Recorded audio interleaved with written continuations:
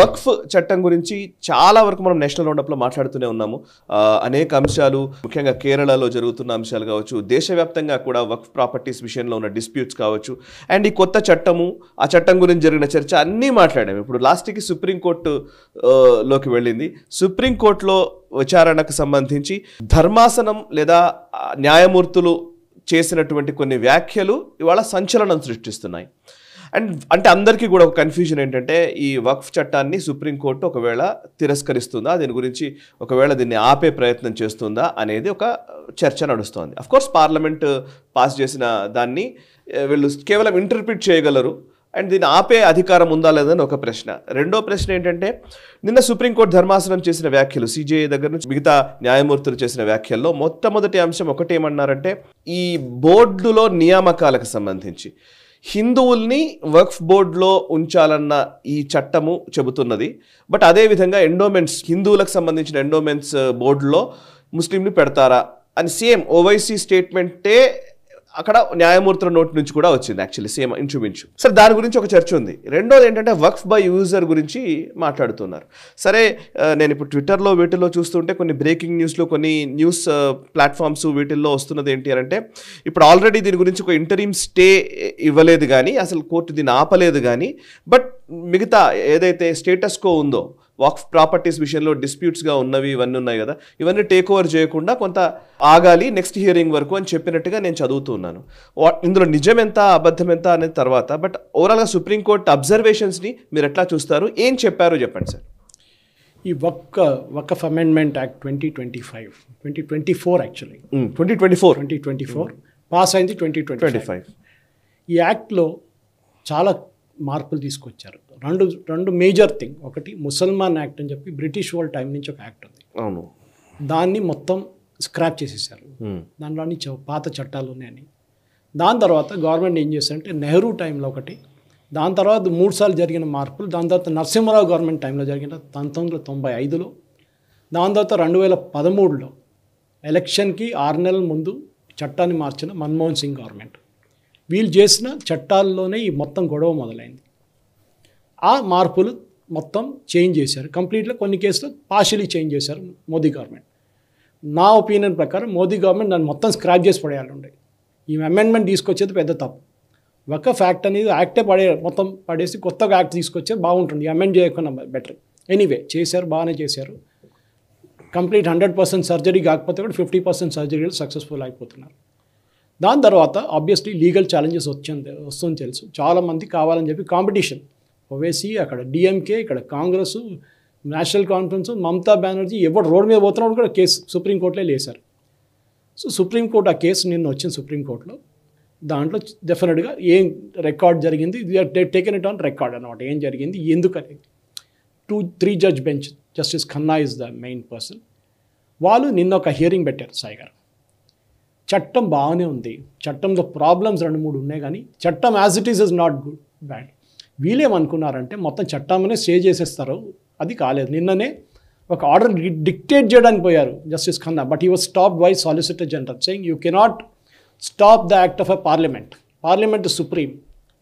అది మనం ఇవాళ కూడా చూసాం. వైస్ ప్రెసిడెంట్ జగదీప్ ధన్కర్ గారు ఒక స్టేట్మెంట్ ఇచ్చారు ఓపెన్గా, కోర్టులు మా దాంట్లో వచ్చి పుల్లలు పెట్టకూడదు మమ్మల్ని, if you do that we will do the same to you. మంచి స్టేట్మెంట్ యాక్చువల్లీ. కోర్టులు లేనిపోయిన అన్ని, ఎందుకంటే మనం దీంట్లో ఎగ్జాంపుల్ తర్వాత కూడా చూసుకోవచ్చు. ప్రెసిడెంట్కి చెప్పిన ఆర్డర్లు ఏంటి, గవర్నర్కి చెప్పిన ఆర్డర్ ఏంటి, కానీ మనం we will keep ourselves to this particular case అనమాట. So what did solicitor general ఇవాళ కేసు వచ్చినప్పుడు ఏం చెప్పారంటే, సార్ దీంట్లో 2 పాయింట్సే మీరు తీసుకున్నారు. యాక్చువల్లీ అమిత్ షా గారు ఆడిన చాలా మంచి గేమ్ ఇది. వీళ్ళ మెయిన్ ఆబ్జెక్షన్ ఏముండే అంటే, ఒకసారి వక్ఫ్ అని చెప్తే ఛాలెంజ్ చేయడానికి అథారిటీ ఉండకూడదు. ఇప్పుడు దాకా అదే ఉండే కదా, కేవలం ట్రిబ్యునలే ఉండేది. కోర్టు కూడా వెళ్ళడానికి లేదు, కోర్టు వెళ్ళలేరు మీరు. అవును, అది ఆ చట్టం తీసుకొచ్చారు. అది అన్నిటికంటే పెద్ద మార్పు. కానీ మీరు దాని మీద ఫైట్ చేయలేకపోతున్నారు. ఎందుకంటే కోర్టుకి వెళ్ళి, సుప్రీంకోర్టుకి వెళ్ళి మీరు అదే మాట చెప్తే సుప్రీంకోర్టు తన్ని బయట పంపిస్తారు. You are not giving the person a chance to defend himself or herself. No that chance is there. So వీళ్ళు 2 పాయింట్ మీద జడ్జెసే చెప్పారు, వాళ్ళేం అడగలేదు. మన జడ్జెస్ అంటే ఎంత ఓపెన్ హార్టెడ్ అంటే, రండి మళ్ళీ హిందూ రామ జన్మభూమికి మీరు ప్రూఫ్ తీసుకురండి, రాముడు బతుకున్నారు, లేకుంటే అక్కడ టెంపుల్ ఉందని ప్రూఫ్ చూపించండి అని చెప్పిన అదే జడ్జెస్, అంటే ఆ జడ్జెస్ కాదనుకోండి, ఇంక మిగతా వాళ్ళు ఇవాళ అంటున్నారు 600 సంవత్సరాల పైన 1000 సంవత్సరాల పైన 2000 సంవత్సరాల పైన ఎక్కడ ఉంటుందండి ప్రూఫ్ అని అంటున్నారు. అంటే డబుల్ స్టాండర్డ్స్ ఇక్కడ. రామ్ జన్మభూమికి ఏమో ఒక స్టాండర్డ్ అండ్ ఇక్కడ మిగతా అసెట్స్ వచ్చినప్పుడు ఇంకో స్టాండర్డ్. సరే, we will live with that, ఎందుకంటే మన దగ్గర సెక్యులరిజం చాలా ఎక్కువైపోయింది. అండ్ బిలీఫ్ అది నమ్మకానికేమో ప్రూఫ్ కావాలి, అదే ఇక్కడేమో ప్రాపర్టీకేమో పేపర్లు అక్కర్లేదు. సో జడ్జెస్ నిన్న దాంట్లో కొంచెం చాలా అరగెంట్గా మాట్లాడారు. ఇవాళ దిగొచ్చారు కొందరు. అంతే ఏం జరిగిందో తెలియదు. రాత్రి చాలా ఊహగానే నడుస్తుండే. మోదీ గవర్నమెంట్ మీట్ అయ్యారు, క్యాబినెట్ మీట్ అయింది, అది ఇది అని చెప్పేసి చాలా రూమర్స్ వచ్చింది. ఏం జరగలేదు. అది కొత్త ప్రెసిడెంట్, బీజేపీ ప్రెసిడెంట్ గురించి ఉండొచ్చు. దీంట్లో 2 మెయిన్ పాయింట్స్ అయ్యారు. ఒకటి Waqf by user, next committees, council ఒకటి నేషనల్ లెవెల్లో, స్టేట్ లెవెల్లో వకఫ్ బోర్డు. ఫస్ట్ తీసుకుందాం. వకఫ్ బోర్డులో ఎందుకు నాన్ ముస్లిమ్స్ని పెడుతున్నారని, అది కూడా ఇద్దరినో చెప్పారు అంతే. దాంట్లో నాన్ ఎగ్జిక్యూటివ్, సపోజ్ దాంట్లో ఐఏఎస్ ఆఫీసర్ ఉండాలని కంపల్సరీ. మీరు ఎప్పుడు ముస్లిం ఐఏఎస్ ఆఫీసర్నే పెడతారా దాంట్లో? హిందూ కూడా కావచ్చు కదా రేపు. హిందూ ఐఏఎస్ ఎక్స్ ఆఫీషియల్ మెంబర్స్కి దానికి సంబంధం లేదు. సో నిన్న చీఫ్ జస్టిస్ అడిగినప్పుడు ఐ థింక్ సాలిసిటర్ జనరల్ చాలా సాలిడ్ జవాబు ఇచ్చారు. మీరు ముస్లిమ్సే కూర్చోవాలి డిస్ప్యూట్ డిసైడ్ చేయడానికి అని చెప్పినప్పుడు మీరెందుకు వింటున్నారు ఈ కేసు? మీరు ముస్లిం కాదు కదా అని అడిగారు. Why are you hearing this case? Tribunal అంటే ఏంటి చేస్తారు? వకఫ్ బోర్డులో మొత్తం ముస్లిమ్స్ ఉంటే వాళ్ళే డిసైడ్ చేస్తారు ఏం కావాలని చెప్పి. ఇప్పుడు వాళ్ళు లేనప్పుడు మీరెందుకు డిసైడ్? మీరు ఈ కేసులో మేము కూర్చున్నప్పుడు సెక్యులర్ అయిపోతామంట. This is justice Khanna set this. మేము ఈ ధర్మాసనంలో కూర్చున్నప్పుడు సెక్యులర్ అయిపోతాం. అది ఎట్లండి? ఇంటికి వెళ్ళినప్పుడు మళ్ళీ బట్టలు మార్చుకుంటారా? అప్పుడు ఒక గుడికి వెళ్తారు కదా, అప్పుడు సెక్యులర్ లేరా మీరు? What is the meaning of secularism? First of all it means I don't believe in any god. Then one definition of these people. No, I believe and Hindu అని చెప్పకూడదు. హిందూ అని చెప్తే కమ్యూనల్, నాన్ హిందూ అని చెప్తే secular. This is another definition. Correct. Actual definition రెండు కాదు. ఇది ఇంగ్లాండ్లో మొదలైంది. వేర్ ఈ ఇంగ్లాండ్లో హౌస్ ఆఫ్ లార్డ్స్ అని వాళ్ళది, మన రాజ్యసభ లాగా. అక్కడ బిషప్స్లో వచ్చి కూర్చుంటారు. అవును. ఇప్పుడు కూడా ఆలోచించారు. మన దాంట్లో కొంత స్వామిని తీసుకెళ్ళి కూర్చోబెడితే, కొన్ని శంకరాచార్య మన ఆచార్యులు పెద్దవాళ్ళని తీసుకెళ్ళి కూర్చోబెడితే ఎంత గొడవ చేస్తారు. 2 సీట్లు 3 సీట్లు పెడితే చర్చిని, గవర్నమెంట్ని దూరం చేసేది secular. So what happen was, ఈ బిషప్స్ అక్కడ కూర్చొని వాళ్ళ పని ఏం లేదు కదా, పుల్లలు పెడుతూనే ఉన్నారు గవర్నమెంట్కి, బ్రిటిష్ గవర్నమెంట్కి. లాస్ట్ వాళ్ళకి పిచ్చి పట్టేస్తుంది. I don't remember which government it was. వాళ్ళు అన్నారు, మీ పని మీరు చూసుకోండి, గవర్నమెంట్ మేము నడిపిస్తాం, you look after religious affairs. మేము మీ దాంట్లో వచ్చి పుల్లలు పెట్టాం, మీరు ఇక్కడ వచ్చి పుల్లలు పెట్టకండి. That was secularism, original definition. కానీ మన దేశంలో సెక్యులరిజం డెఫినేషన్ మార్చేశారు. సెక్యులరిజం డెఫినేషన్ ఏంటంటే ముస్లిం మిగతా వాళ్ళు ఏమైనా చేసుకోవచ్చు, హిందువులు చేయకూడదు. Okay, you can't claim anything. ఇప్పుడు అంటున్నారు కదా, ఇప్పుడు మనమే అడిగాం, మన దగ్గర పాత ప్రూఫ్ ఉంది, ఇది ఒక సంబల్లో మస్జిద్ ఉండే, మా గుడి ఉండే, గుడిని పలగొట్టి మస్జిద్ చేశారు. కాశీ విశ్వనాథ్ కూడా సేమ్ థింగ్, జ్ఞాన్వాపిది. అప్పుడు వీళ్ళేమంటున్నారు, అదే జడ్జిలు ఏమంటున్నారు, ఎందుకు అంత పాత దానికి వెళ్తున్నారు? Why do want to take up such old things? అయిపోయింది కదా, అంత హిస్టరీ మర్చిపోండి అని. అంటే వాళ్ళకు ఒక చట్టం, వీళ్ళకు ఒక చట్టం. ఈ కేసులో కూడా this case should not have been heard by the supreme court. First of all ఇది హైకోర్టు లెవెల్ నుంచి రావాలి. అది అడిగారు నిన్న సుప్రీంకోర్టులో, చీఫ్ జస్టిస్ అడిగారు, ఇది హైకోర్టుకి ఎందుకు వెళ్ళలేదు, డైరెక్ట్ సుప్రీంకోర్టుకి ఎందుకు వస్తున్నారు? ఇప్పుడు మీరు నేను ఒక ప్రాబ్లం ఉంటే సాయి గారు, మనం సుప్రీంకోర్టుకి వెళ్తే నన్ను అడిగారు చీఫ్ జస్టిస్, ఒక నా కేసులో 2018లో ప్రొటెక్షన్ కోసం వెళ్ళాను, కేరళ నుంచి నన్ను చంపేస్తారు అని చెప్పేసి ధమ్కి ఇచ్చిన దానికి నేను వెళ్ళాను. I took protection. Justice Lalit and justice Parashar, U U Lalit, వాళ్ళే అది అడిగారు ఫస్ట్ నా దగ్గర, లాయర్ దగ్గర అడిగారు, సౌరభ్ ఉపాధ్యాయ దగ్గర, why didn't you go to Kerala high court, why are you coming here directly? So my lawyer said, sir, one Onam time it is closed 2018లో, so courts are not functioning, vacation bench ఉంది అంతే. Second, ఆయన అక్కడ ఉంటే ఆయన చంపేస్తారు, ధమ్కి ఇచ్చినారు, సురేష్ కోచర్లు చంపేస్తారని చెప్పి కమ్యూనిస్ట్ వాళ్ళు. How can he be there? Then said okay fine, will listen that. అంటే ఈ కేసులో కూడా అంతే కదా, without going to high court your directly come to supreme court. ఇదే కేసులో mister Jain is there, one Hindu advocate. You remember that, మన రామ్ జన్మభూమి కేసులో కూడా అతను చాలా ఫేమస్ జ్ఞాన్వాపిలో. హీ పుట్ అవుట్ ట్వీట్, ఇవాళ పొద్దున ఒక ట్వీట్ చేశారు, మేము ఇదే మ్యాటరు హైకోర్టులో అప్పీల్ చేస్తే హైకోర్టు మా అప్పీల్ని మొత్తం కొట్టపడేస్తుంది, ఏదో ఇంకొక హిందూ దాని ప్రకారం, ఎండోమెంట్స్ యాక్ట్ ప్రకారం ఛాలెంజ్ చేసినప్పుడు. When you went to Supreme Court, Supreme Court refuse to hear the case. మేము అసలు మీ కేసే వినమని చెప్పేస్తారు. అదే సుప్రీంకోర్టు వీళ్ళ కేసు వచ్చినప్పుడు వకఫ్ బోర్డు కేసు తీసుకున్నారు ఇమీడియట్గా. అది ఎట్లా అవుతుంది సాయి గారు? That you will ready to listen to this case. మిగతా కేసు మీరు పక్కన పెట్టేస్తున్నారు. లక్షల కేసు పెండింగ్ ఉన్నాయి. మీకు దీని మీద ఎంత ఇంట్రెస్ట్ ఏంటి?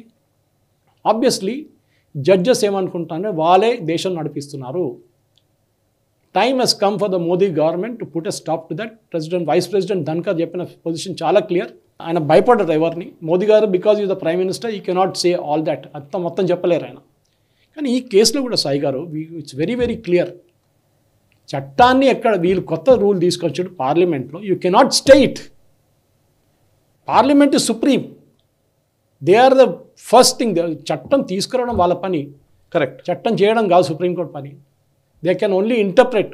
ఏమైనా వైలేషన్స్ జరిగిందా దాన్ని బట్టి వాళ్ళు they can on that specific point only. కానీ ఇక్కడేం జరిగిందంటే మొత్తం they want a complete stay order. అదైతే మీకు రాదు ఎట్లయినా. చీఫ్ జస్టిసే చెప్పారు there are many good points in this. చాలా మంచి పాయింట్స్ ఉన్నాయి కొత్త చట్టంలో. కానీ కొన్ని పాయింట్స్ ప్రాబ్లం ఉంది. ఈ 2 పాయింట్ మేము ఇప్పుడు చెప్పింది. ఒకటి, first was the composition of the council. హిందువుల్ని పెట్టకూడదు అని చెప్పారు.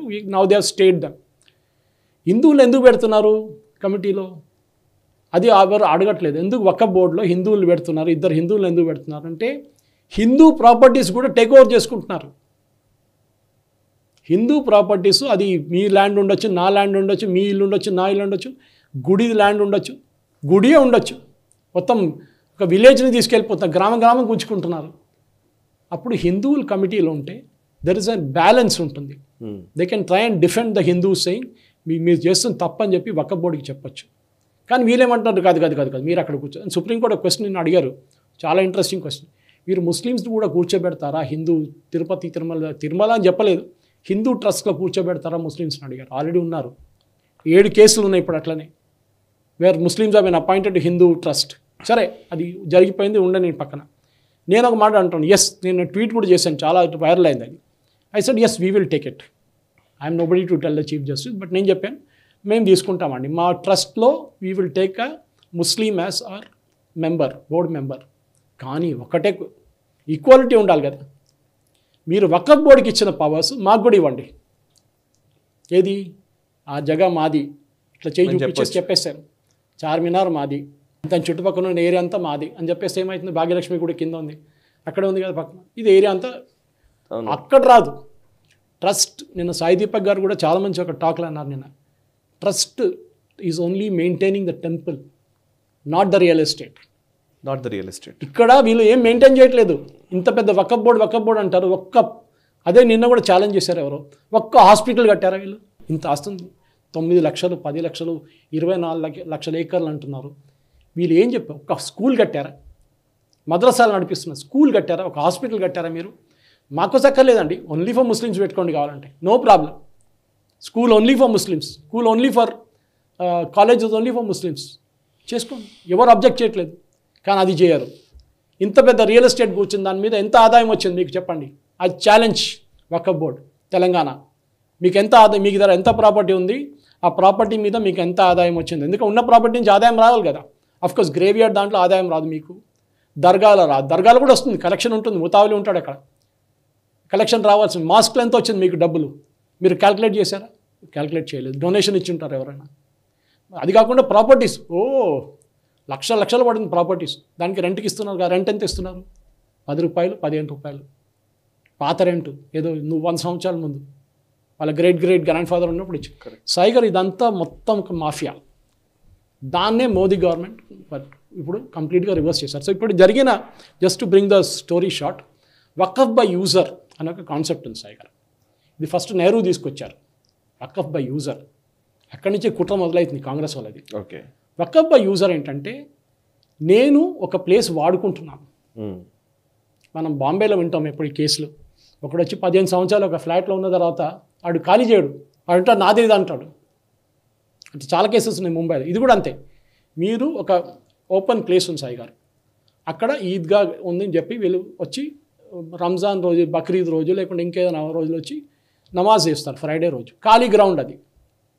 అక్కడ పొద్దున పూట పిల్లలు ఆడుకుంటారు, సాయంత్రం పూట పిల్లలు క్రికెట్ ఆడుకుంటారు. ఏదో ఒక రోజు వీళ్ళు వచ్చి నమాజ్ చేసుకుంటారు. వీళ్ళు చూస్తారు, సెకండ్ టైం నెక్స్ట్ ఫ్రైడే ఇంకోసారి నమాజ్ చేస్తారు. అదే గ్రౌండ్లో గణపతి ఉత్సవాలు చేస్తారు. కానీ ఆఫ్టర్ సమ్ టైమ్, 2-3 సంవత్సరాల తర్వాత they will put an application saying మేము ఇక్కడ నమాజ్ చేస్తున్నాం మేము రెగ్యులర్గా. So, ఇది this Waqf has be declared as a Waqf property. Correct. Yes అని చెప్పి అప్రూవ్ చేసేస్తారు Waqf board. Waqf by user, alternate government అది, దానికి రిజిస్ట్రేషన్ ఆఫీస్తో సంబంధం లేదు, ల్యాండ్ మీద రికార్డు ఉందా, రికార్డు లేదు. కాగితాలు ఉన్నాయేమన్నా, కాగితాలు లేవు. రిజిస్టర్ చేసిందా, రిజిస్టర్ చేయలేదు. కానీ మా ల్యాండ్, ఇది వక్ఫ్ బై యూజర్ అంటారు. So this dispute in supreme court was on this main point. ఆ మెయిన్ పాయింట్ మర్చిపోయారు, ఇది లీగల్ ఛాలెంజ్ గురించి. వక్ఫ్ బై యూజర్ మీద కొడుతున్నారు. 8 లక్షల ప్రాపర్టీస్ వక్ఫ్ బై యూజర్లు ఉన్నారు సాయి గారు. 8 లక్షలు, దాంట్లో 4 లక్షలు రిజిస్టర్ చేయలేదు ఆర్ నోటిఫికేషన్ ఇష్యూ చేయలేదు. కరెక్ట్. ఎవరు నోటిఫికేషన్ ఇష్యూ చేయాలి? వక్ఫ్ బోర్డు కాదు, గవర్నమెంట్ నోటిఫికేషన్ ఇష్యూ చేయాలి. గవర్నమెంట్ నోటిఫికేషన్ ఇష్యూ చేయాలంటే కాగితాలు ఉండాలి, లేకుంటే చేయరు వాళ్ళు. రిజిస్ట్రేషన్ చేయాలంటే కూడా మీరు కాగితాలు ఉండాలి. ఏ రిజిస్ట్రేషన్ ఆఫీస్కి వెళ్ళి మీరు నా దగ్గర కాగితాలు వెళ్ళి కానీ ఆ ఇల్లు మాదని చెప్తారా? అడిస్తాడా? కాగితాలు అడుగుతారు మీ దగ్గర, లేవు. Even Abhishek Manu Singhvi today said in court, sir 4 lakh properties is not 4 lakh acres is not registered. ఏం చేయలేము. కోర్టు ఏమన్నారు ఇవ్వాలంటే, ఫస్ట్ చీఫ్ జస్టిస్ అన్నారు all Waqf by user properties government denotify చేయకూడదు అన్నారు. Solicitor general objected, sorry all అని చెప్పకూడదు, only those which are registered or notified, అదొక్కటే మీరు వక్ఫ్ బై యూజర్ పెట్టుకొని మిగతా all government can denotify. Supreme court said yes. Supreme court ఏ ఆదేశాలు ఇవ్వలేదు, ఓన్లీ టేకన్ ఆన్ రికార్డ్. అంటే సాయి గారు నాకు చెప్పారు, నేను కాగితంలో రాసుకున్నాను, ఆ సాయి గారు మీరు చెప్పారు కదా అని చెప్పేసి supreme court has noted it down.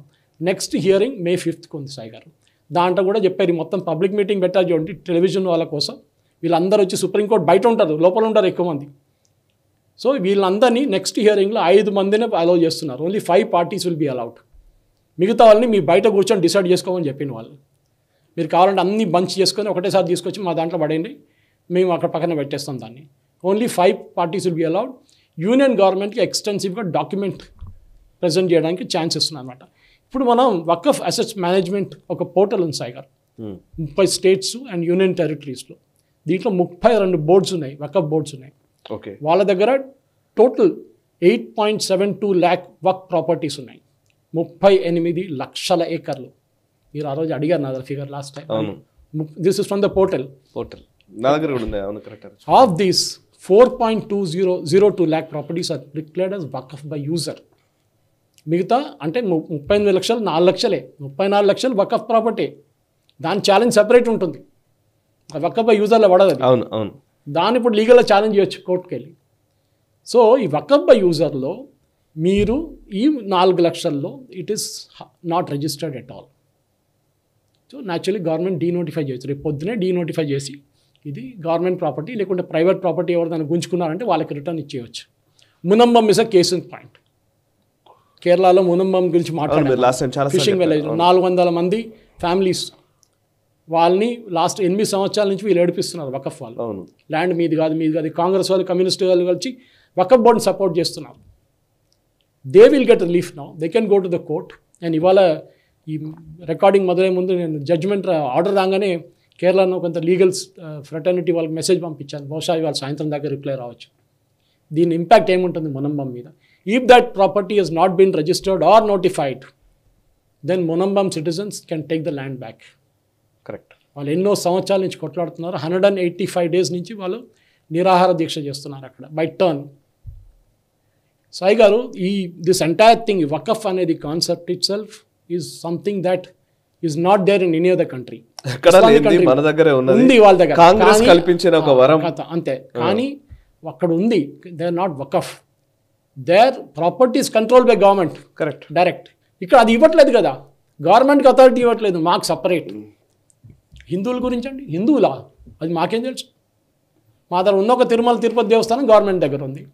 Padmanabha స్వామ్యమే try చేశారు గుంజడానికి. లాస్ట్లో the Travancore royal family, doctor Rangarajan Chilkur and Sai Deepak గారు కలిసి వాళ్ళకి సుప్రీంకోర్టుకి వెళ్తే ఆ management has gone to the royal family. ఎన్ని గుడులు ఉన్నాయి సాయి గారు, ఎన్ని ఎండోమెంట్ బోర్డ్స్ ఉన్నాయి. ఎందుకు ఇవ్వాలండి ఎండోమెంట్ బోర్డు గవర్నమెంట్కి? మనం why should be give our temples? మీరు ఆ వకఫ్ బోర్డు వెళ్ళి తీసుకోండి, టేక్ ఓవర్ చేయండి, అప్పుడు దమ్ముంటే చేయండి. Anyway, that's not a point. Point is very simple Sai గారు. ఈ వకఫ్ అమెండ్మెంట్ యాక్ట్లో ఇప్పుడు దీంట్లో నేను చెప్పిన దాంట్లో 38 లక్షల ఏకర్లు ఉన్నాయి సాయి గారు. 8.72 lakh వకఫ్ ప్రాపర్టీస్ ఉన్నాయి దాని మీద. దీంట్లో 150,000 గ్రేవ్ యార్డ్స్, ఇలా గ్రేవ్ యార్డ్స్ ఉంటుంది అనమాట. That is 17%. 119,200 mosque 14%. Yes yes. Commercial properties ఇదే అడిగాను రెంట్ గురించి 113,187. దీని మీద ఒక్క ప్రాపర్టీ మీద 50,000 పెట్టుకోండి సాయిగా రెంట్. షాప్ ఉంటుంది, ఫ్రంటేజ్ ఉంటుంది, అన్నీ ఉంటుంది. ఎంత వస్తుంది మీకు రెవెన్యూ? ఎక్కడ పోయింది ఈ రెవెన్యూ అంతా? ఇప్పుడు దాకా ఆడిట్ చేయలేదు వీళ్ళు. ఇల్లు ఎస్, ఇండిపెండెంట్ హౌస్ ఇదే గుంజుకున్నారు, మన హిందూ ఫ్యామిలీస్ దగ్గర నుంచి గుంజుకున్న ఇల్లు వీళ్ళు 92,000 హౌసెస్ వీళ్ళ దగ్గర ఉంది. ఇదంతా వచ్చి సాయి గారి ఇల్లు మాదని చెప్పి గుంజుకున్నారు. ఆ ఇల్లు అన్నమాట ఇది. సో ఇదంతా ఎందుకు ఇచ్చారంటే ఈ మద్రసాలు నడిపించడానికి, మిగతా నడిపించడానికి ఇచ్చారనమాట. సో డెఫినెట్లీ ఇప్పుడు మొత్తం చూస్తే దర్గాలు, మజార్లు ఇదన్నీ కలుపుకుంటే కూడా 33,000 ప్రాపర్టీస్ ఉన్నాయి సాయి గారు. Agricultural land 16%. So 140,000 agriculture properties ఉన్నాయి వీళ్ళ దగ్గర. కరెక్ట్. గవర్నమెంట్ ఇండియా దగ్గర లేదు. ఇప్పుడు ఫస్ట్ అన్నారు, 3వ లైన్లో అన్నారు, first government of India, then Indian army and then Waqf board అన్నారు. ఇప్పుడు కాదంట. ఇప్పుడు చూస్తే వకఫ్ బోర్డ్ ఇది నంబర్ 1 ఓనర్. ముస్లిం పాపులేషన్ ఇండియాలో ఎంత ఉంది సాయి గారు? 14%. కానీ ప్రాపర్టీస్ అన్ని కలిపితే మీకు మినిమం ఒక 32%, 38% వస్తుంది. 32% of the property will be owned by Waqf board. మీ పాపులేషన్ కన్నా ఎక్కువ ప్రాపర్టీ మీ దగ్గర ఉంది. True sir. ఇప్పుడు మీరు చెప్పింది కరెక్ట్. యాక్చువల్లీ వక్ఫ్ గురించి చాలా మాట్లాడుతూ పోతూనే ఉంటాం. ఇంకా చాలా విషయాలు ఉన్నాయి. ఈ వీడియో మీకు నచ్చినట్టయితే లైక్ చేయండి, 10 మందికి షేర్ చేయండి. అలాగే కామెంట్ల రూపంలో మీ అభిప్రాయాలను మాతో పంచుకోండి. Nationalist hub group of channels ను సబ్స్క్రైబ్ చేసుకుని తెలుగునాట జాతీయవాద జర్నలిజాన్ని ప్రోత్సహించండి. ఈ వీడియో కింద ఉన్న బెల్ ఐకాన్ పై క్లిక్ చేయడం మర్చిపోవద్దు.